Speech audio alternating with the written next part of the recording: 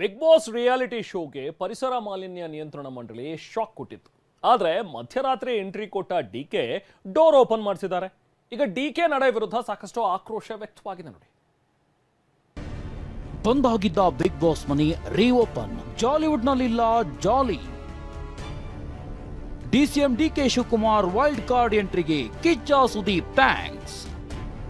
ಪರಿಸರ ಮಾಲಿನ್ಯ ನಿಯಂತ್ರಣ ಮಂಡಳಿ ನಿಯಮಗಳನ್ನು ಉಲ್ಲಂಘಿಸಿದ ಆರೋಪದಡಿ ಬೆಂಗಳೂರು ದಕ್ಷಿಣ ಜಿಲ್ಲಾಧಿಕಾರಿಗಳ ನೇತೃತ್ವದಲ್ಲಿ ಜಾಲಿವುಡ್ ಸ್ಟುಡಿಯೋಗೆ ಬೀಗ ಹಾಕಲಾಗಿತ್ತು.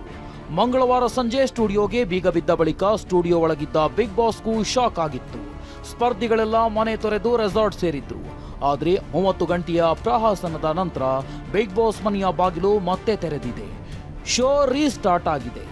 ಆದರೆ ಬಿಗ್ ಬಾಸ್ ಶೋ ಆರಂಭವಾಗಿದ್ದಕ್ಕೆ ಆಕ್ರೋಶ ವ್ಯಕ್ತವಾಗ್ತಿದೆ.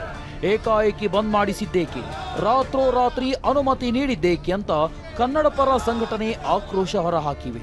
ಬಿಗ್ ಬಾಸ್ ಮನೆಯ ಗೇಟ್ ಹತ್ತಲು ಯತ್ನಿಸಿದ್ದು ಹೈಡ್ರಾಮವೇ ನಡೆದು ಹೋಗಿದೆ.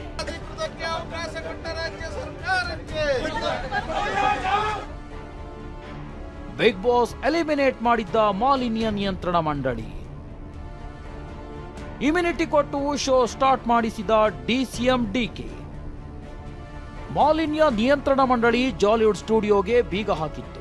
ಸ್ಟುಡಿಯೋ ಒಳಗಿದ್ದ ಬಿಗ್ ಬಾಸ್ ಸೆಟ್ಗೂ ಎಫೆಕ್ಟ್ ಆಗಿತ್ತು. ಇದರಿಂದ ಟಾಸ್ಕ್ ಮೇಲೆ ಟಾಸ್ಕ್ ಕೊಡ್ತಿದ್ದ ಬಿಗ್ ಬಾಸ್ ಧ್ವನಿಯು ಅಡಗಿ ಹೋಗಿತ್ತು. ಇದರಿಂದ ವಿಪಕ್ಷಗಳು ನಟ್ಟು ಬೋಲ್ಟ್ ಟೈಟ್ ಅಂದ್ರೆ ಇದೇನಾ ಅಂತ ಡಿಕೆ ಕಡೆಗೆ ಬಾಣ ತಿರುಗಿಸಿದ್ರು.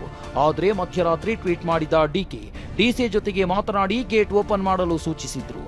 ಡಿಕೆ ಸೂಚನೆ ಮೇರೆಗೆ ಜಾಲಿವುಡ್ನ ಗೇಟ್ ಸಿ ಮಾತ್ರ ಓಪನ್ ಆಗಿದ್ದು ಬಿಗ್ ಬಾಸ್ ಸ್ಟಾರ್ಟ್ ಆಗಿದೆ. ಇದನ್ನ ಡಿಕೆ ಕೂಡ ಸಮರ್ಥಿಸಿಕೊಂಡಿದ್ದಾರೆ.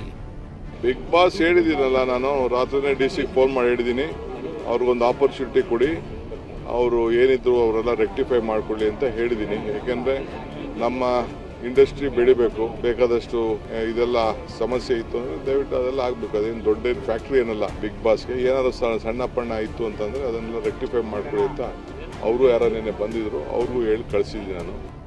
ಡಿಕೆ ಶಿವಕುಮಾರ್ ಅವರ ನಿರ್ಧಾರಕ್ಕೆ ಕಿಚ್ಚ ಸುದೀಪ್ ಧನ್ಯವಾದ ತಿಳಿಸಿದ್ದಾರೆ. ಆದರೆ ಅವಕಾಶ ಕೊಡಬಾರದಿತ್ತು ಅಂತ ರಾಮಲಿಂಗಾರೆಡ್ಡಿ ಅಭಿಪ್ರಾಯಪಟ್ಟಿದ್ದಾರೆ. ಆದರೆ ಬಿಗ್ ಬಾಸ್ಗೂ ನಮಗೂ ಸಂಬಂಧವಿಲ್ಲ ಅಂತ ಮಾಲಿನ್ಯ ನಿಯಂತ್ರಣ ಮಂಡಳಿ ಅಧ್ಯಕ್ಷ ನರೇಂದ್ರ ಸ್ವಾಮಿ ಹೇಳಿದ್ದಾರೆ.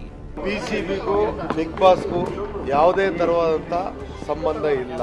ಅದಕ್ಕೆ ಬಿಟ್ಟು ಬೇರೆ ವಿಚಾರ ನನ್ನ ಹತ್ರ ಏನು ಇಲ್ಲ. ಒಂದ್ಸಲಿ ನೋಟಿಸ್ ಕೊಟ್ಟು ಮುಚ್ಚಿದ ಮೇಲೆ ಅವ್ರಿಗೆ ಅದನ್ನು ಸರ್ ಮಾಡ್ಕೊಳ್ಳೋವರೆಗೂ ತೆಗೆಯೋದಕ್ಕೆ ಅವಕಾಶ ಕೊಡಬಾರ್ದಿತ್ತು.